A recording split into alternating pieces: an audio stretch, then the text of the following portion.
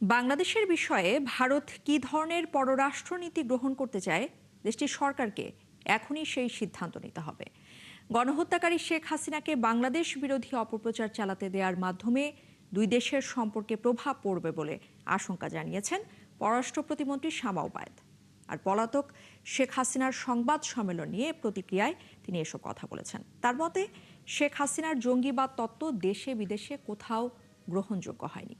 সুফিয়ান ফারাবি জানাচ্ছেন বিস্তারিত। বুধবার শেখ হাসিনার ভার্চুয়াল সংবাদ সম্মেলনের পর আবারও বাংলাদেশ ভারত সম্পর্কে টানাপোড়েন। ফরেন করেসপন্ডেন্টস ক্লাবে আয়োজিত সংবাদ সম্মেলন নিয়ে বুধবার রাতেই দিল্লিকে কঠোর বার্তা দিয়েছে ঢাকা, যেখানে গণহত্যাকারী শেখ হাসিনাকে বাংলাদেশ বিরোধী বক্তব্য দেওয়ার অনুমতিকে বাংলাদেশের সার্বভৌমত্বের প্রতি অশ্রদ্ধা হিসেবে উল্লেখ করা হয়েছে। লিখিত বিবৃতির পাশাপাশি এ বিষয়ে মন্ত্রণালয়ের অবস্থান স্পষ্ট করতে সন্ধ্যায় সাংবাদিকদের মুখোমুখি হন পররাষ্ট্র প্রতিমন্ত্রী শামা ওবায়দ। তার আশঙ্কা, শেখ হাসিনাকে রাজনৈতিক কর্মকাণ্ডের অনুমতি দুদেশের সম্পর্কে খারাপ প্রভাব পড়বে। সিদ্ধান্তটা ভারতকে এখন নিতে হবে যে তারা এই স্বৈরাচারী ফ্যাসিবাদী যারা সাজাপ্রাপ্ত তাদের ভারতের মাটির তারা প্রথম কথা আশ্রয় নিয়ে আছে, এবং তারপরে সেই বক্তব্যগুলো তারা এখনো তারা কন্টিনিউ করতে দিবে কিনা, অ্যালাউ করবে কিনা, সেই সিদ্ধান্তটা ভারতকে নিতে হবে। বাংলাদেশকে জঙ্গিবাদী রাষ্ট্র ও আরেকটি পাকিস্তান হিসেবে উল্লেখ করা হয় দিল্লির সেই সংবাদ সম্মেলনে। এর প্রতিক্রিয়ায় প্রতিমন্ত্রী বলেন, নিজেদের অপকর্ম ঢাকতে জঙ্গিবাদকে তথ্য হিসেবে ব্যবহার করে আওয়ামী লীগ দেশে এবং বাইরে এর কখনো গ্রহণযোগ্যতা মেলেনি। এই জঙ্গিবাদের তত্ত্বটা আওয়ামী লীগের পুরনো নোংরা পলিটিক্স, এটাই তারা এখন বিদেশে মাটিতে বসে আবার নতুন করে করার চেষ্টা করছে। সেটা এখন ভারত অ্যালাউ করবে কি করবে না, আবারও আমি বলতে চাই, আই রিপিট, সেটা ভারত সরকারকে সিদ্ধান্ত নেবে। শেখ হাসিনার সাম্প্রতিক রাজনৈতিক কর্মকাণ্ড প্রধানমন্ত্রীর দিল্লি সফরকে বাধাগ্রস্ত করবে কিনা এ বিষয়ে স্পষ্ট কিছু জানাননি শামা ওবায়দ। ওনার ব্যস্ততা, ওনার সময়, ওনার শিডিউলের উপর ডিপেন্ড করবে উনি যেতে পারবেন কি পারবেন না। সুফিয়ান ফারাবি, ৭১, ঢাকা। দেশের ২৩তম রাষ্ট্রপতি নির্বাচন হতে যাচ্ছে আগামী ২০ আগস্ট। আজ তফসিল ঘোষণা করেছে নির্বাচন কমিশন। আর ঘোষিত তফসিল অনুযায়ী প্রার্থীরা ১৩ই আগস্টের মধ্যে মনোনয়নপত্র জমা দিতে পারবেন। ১৬ই আগস্ট যাচাই বাছাই আর ১৮ তারিখ প্রার্থিতা প্রত্যাহারের শেষ দিন। বিস্তারিত ফারজানা আক্তারের প্রতিবেদনে। শারীরিক অসুস্থতার কথা জানিয়ে গত ২৪ জুলাই পদত্যাগ করেন দেশের ২২তম রাষ্ট্রপতি মোহাম্মদ শাহাবুদ্দিন। সংবিধান অনুযায়ী পরবর্তী রাষ্ট্রপতি নির্বাচিত না হওয়া পর্যন্ত ভারপ্রাপ্ত রাষ্ট্রপতি হিসেবে দায়িত্ব পালন করছেন স্পিকার হাফিজউদ্দিন আহমদ। লিখিতভাবে জানিয়েছেন তিনি কি রোগে ভুগছেন এবং মাঝে মাঝে তিনি অচেতন হয়ে পড়েন। রাষ্ট্রপতি নির্বাচনের বিষয়ে ২৮ জুলাই ভারপ্রাপ্ত স্পিকারের সাথে বৈঠক করে ইসি। সেদিন সংসদের কাছে ভোটার তালিকা চাওয়া হয়। বৃহস্পতিবার সেই তালিকা ইসিতে আসলে বৈঠক করেন কমিশনাররা। বৈঠকের পর দুপুরে ইসি সচিব আখতার আহমেদ রাষ্ট্রপতি নির্বাচনের তফসিল ঘোষণা করেন। মনোনয়নপত্র দাখিলের সময় তারিখ হচ্ছে ১৩ই আগস্ট সকাল 10টা থেকে 4টা পর্যন্ত। প্রধান নির্বাচন কমিশনার নির্বাচন কর্তার অফিস কক্ষে সাবমিশন হবে। মনোনয়নপত্র পরীক্ষার তারিখ হচ্ছে ১৬ই আগস্ট ২০২৬ রোববার সকাল 10টা থেকে যতক্ষণ লাগে, সেটাও এখানে আমাদের ইসি ভবনে। মনোনয়নপত্র পরীক্ষা বা যাচাই যেটাই বলো।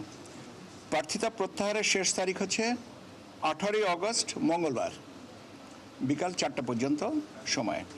আর ভোট গ্রহণের তারিখ ও সময় হচ্ছে 20 আগস্ট বৃহস্পতিবার অপরাহ্ন 2টা থেকে বিকাল 5টা পর্যন্ত জাতীয় সংসদের সংসদ অধিবেশন কক্ষে। নিয়ম অনুযায়ী প্রার্থীর সংখ্যা একজন হলে তাকেই বিনা প্রতিদ্বন্দ্বিতায় নির্বাচিত ঘোষণা করা হবে। আর একাধিক প্রার্থী হলে সংসদের অধিবেশন কক্ষে বিধিমালা অনুযায়ী ভোট হবে। রাষ্ট্রপতি নির্বাচন আইন 1991 এর ধারা 5(3) অনুযায়ী নির্বাচন কমিশনের সাথে মাননীয় স্পিকার মহোদয়ের আলোচনাক্রমে সংসদীয় গণতন্ত্র চালুর পর 1991 সালে একাধিক প্রার্থী হওয়ায় রাষ্ট্রপতি নির্বাচনে ভোট করতে হয়েছিল। পরে প্রতিবারই ক্ষমতাসীন দল মনোনীত প্রার্থী বিনা প্রতিদ্বন্দ্বিতায় নির্বাচিত হয়ে আসছেন। ফারজানা আক্তার, ৭১, ঢাকা। জাতির উপর সবচেয়ে বড় আগ্রাসন হচ্ছে সাংস্কৃতিক। 24শে জুলাইয়ে সমস্ত আগ্রাসনের বিরুদ্ধে রুখে দাঁড়িয়েছিল তরুণ সমাজ। বিকেলে রাজধানীর ইঞ্জিনিয়ার্স ইনস্টিটিউশনে জুলাই সাংস্কৃতিক উৎসবে জামায়াতের আমির ডক্টর শফিকুর রহমান এসব কথা বলেন। এ সময় তিনি আরও বলেন, দেশে সাংস্কৃতিক আগ্রাসন এখনও বন্ধ হয়নি। জাতীয় স্বার্থে সবাইকে এক থাকতে হবে জানিয়ে বিরোধী দলীয় নেতা বলেন, আধিপত্যবাদের বিরুদ্ধে সবাইকে একসাথে লড়তে হবে।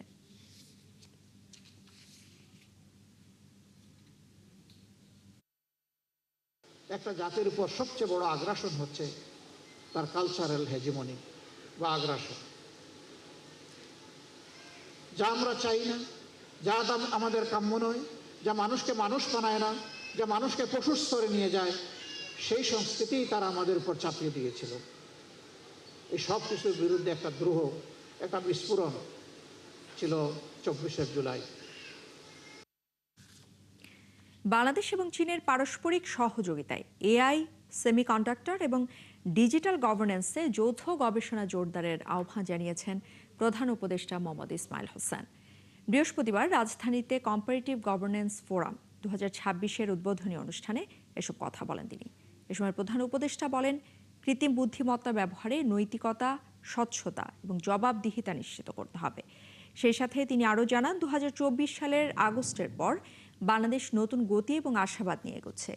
দুই দেশের অর্থনৈতিক সম্পর্ক আরও গভীর করে বিনিয়োগ, উৎপাদন এবং প্রযুক্তি খাতে নতুন সমৃদ্ধির সুযোগ তৈরি করা সম্ভব। পাশাপাশি ক্ষুদ্র ঋণ, দুর্যোগ ব্যবস্থাপনা, জলবায়ু সহনশীলতা এবং ওষুধ উৎপাদনে বাংলাদেশের অভিজ্ঞতা আন্তর্জাতিক পর্যায়ে কাজে লাগানোর কথাও জানিয়েছেন তিনি।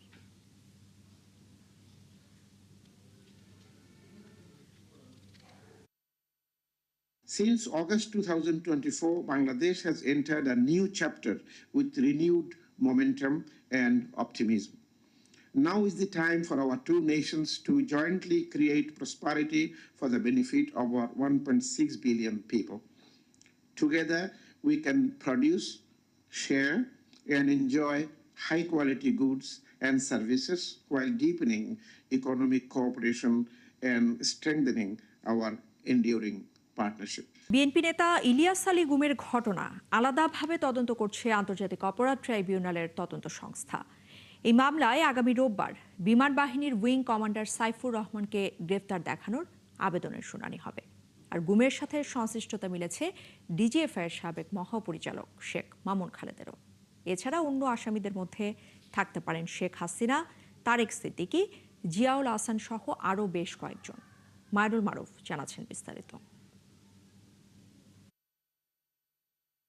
2012 সালের 17 এপ্রিল গভীর রাতে রাজধানীর বনানী থেকে নিখোঁজ হন বিএনপির ওই সময়ের সাংগঠনিক সম্পাদক ইলিয়াস আলী। তার সঙ্গে নিখোঁজ হন ব্যক্তিগত গাড়ি চালক আনসার আলীও। এক যুগেরও বেশি সময় পেরিয়ে গেলেও তাদের সন্ধান মেলেনি। তবে এবার আন্তর্জাতিক অপরাধ ট্রাইব্যুনালের তদন্তে নতুন তথ্য সামনে এসেছে।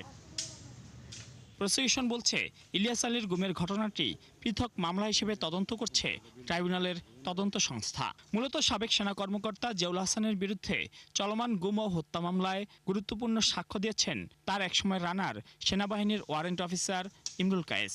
এরপরই ইলিয়াস আলীর গুমের ঘটনায় নতুন মোড় তৈরি হয়। ট্রাইব্যুনালে তিনি বলেন, ইলিয়াস আলী গুমের আগে মহাখালী এলাকায় একটি অভিযানে জিয়াউল আহসান, মেজর নওশাদ ও স্কোয়াড্রন লিডার সাইফের সঙ্গে তিনি ছিলেন। তবে সেদিন ব্যর্থ হন তারা। জবানবন্দিতে রানার ইমরুল আরও জানান, ইলিয়াস আলী গুমের পর র্যাবের অস্ত্রাগারের রেজিস্টার ও সিসিটিভির ফুটেজ নষ্ট করা হয়। এছাড়া এক ফোনালাপে জিয়াউল আহসানকে তৎকালীন প্রধানমন্ত্রীর প্রতিরক্ষা উপদেষ্টা তারেক আহমেদ সিদ্দিককে বলতে শুনেছেন, আপনাদের নির্দেশেই ইলিয়াসকে গল্ফ করা হয়েছে। প্রসিকিউশনের দাবি, গল্প ছিল গুম করে হত্যা বোঝাতে ব্যবহৃত সাংকেতিক শব্দ। তার কাছ থেকে আমরা ক্লুটা পেয়েছি যে সে যেটা বলেছিল, প্রথমবার তারা অ্যাটেম্প করেছিল একটা বনানী, ওখানে তাকে তুলে নেওয়ার একটা অ্যাটেম্প করেছিল। সেই অ্যাটেম্পটা প্রথমে যখন ব্যর্থ হলো, পরের অ্যাটেম্পটে জিয়াউল আহসানের নেতৃত্বে তাকে অপহরণ করা হয়। এইটুকুন ইনভেস্টিগেশনে তো আমরা প্রাইমারিলি পেয়েছি, এবং আমাদের ইনভেস্টিগেশন এটাও পেয়েছি যে আমাদের উইং কমান্ডার যে আসামি সাইফ, সেও এর সাথে জড়িত আছে। সেই সাক্ষ্যে নাম আসার ভিত্তিতে বিমান বাহিনীর উইং কমান্ডার সাইফুর রহমানকে এই মামলায় গ্রেপ্তার দেখানোর উদ্যোগ নেওয়া হয়েছে বলে জানিয়েছে প্রসিকিউশন। তো আমরা এখন উইং কমান্ডার সাইফ না, তার নাম সাইফকে আমরা গ্রেপ্তার দেখার চেষ্টা করতেছি। আগামী রোববার দিন আশা করি এই বিষয়ে আদেশ হবে। তদন্ত সংশ্লিষ্টরা জানিয়েছেন, সাবেক ডিজিএফআই মহাপরিচালক লেফটেন্যান্ট জেনারেল শেখ মামুন খালেদের সংশ্লিষ্টতার তথ্য মিলেছে। মামুন খালেদের সংশ্লিষ্টতাও আছে, সেগুলো তো আমরা ইনভেস্টিগেশন করছি, আর আগেও আপনাদেরকে জানিয়েছি। মামুন খালেদের সংশ্লিষ্টতাও আছে। তদন্ত শেষ হলে ইলিয়াস আলীর গুমের ঘটনায় পৃথক অভিযোগপত্র ট্রাইব্যুনালে দাখিল করা হবে বলে জানিয়েছে প্রসিকিউশন। তদন্তে শেখ হাসিনা, তারেক আহমেদ সিদ্দিকী, জেউল হাসান সহ আরও কয়েকজনের সম্পৃক্ততা খতিয়ে দেখা হচ্ছে। মাইনুল মারুফ, ৭১, ঢাকা। দর্শক, চলছে সংবাদ সংযোগ। সরাসরি সংবাদ এবং অনুষ্ঠান দেখতে চোখ রাখুন ৭১ ফেসবুক পেজে এবং সাবস্ক্রাইব করুন ৭১ ইউটিউব চ্যানেলে। থাকুন ৭১-এর সাথে।